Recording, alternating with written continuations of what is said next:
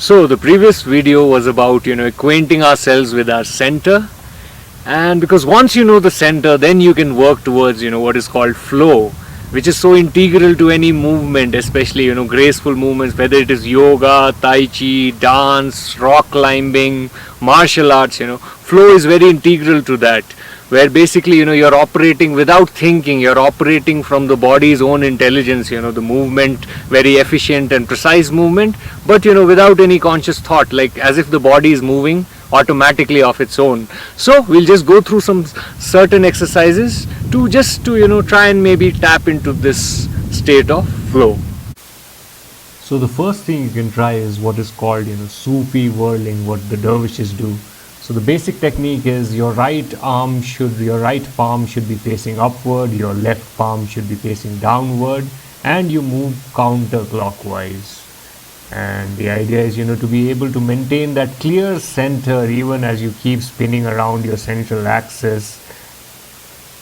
Then the next exercise is called like the drunken stance, like as in drunken boxing or drunken kung fu.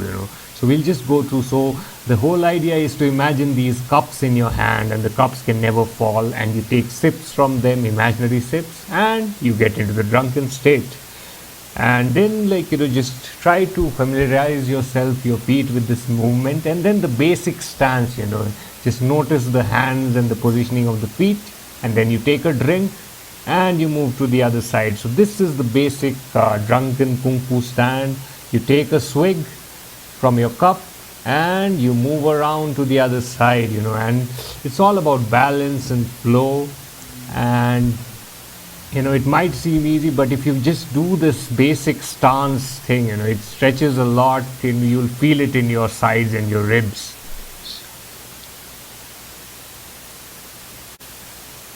And finally, free movement. There's no right or wrong in this. It's just automatic movement, trying to flow without any conscious notions of beauty or pattern or how you look while moving. Basically mind off and body's intelligence on.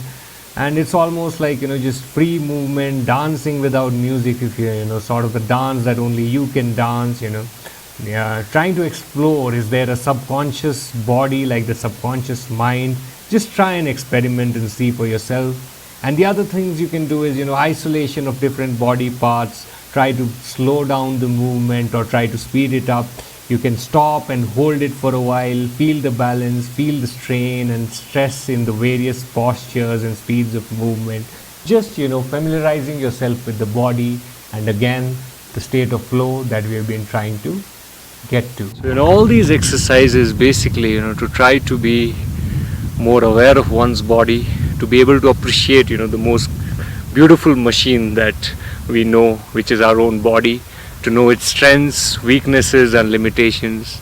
And we have a lot of restless energy to just to even learning how to channelize it for better, more productive means, towards more productive means. And in general to be just again be more aware of one's body, to be more aware of this vital part of our existence, because mostly we seem to be just existing from here, and just breathing our polluted airs with our warped diaphragms. Our bodies are misaligned, our even the way we breathe is all warped. So let's appreciate this beautiful machine that we are born with. And that's it.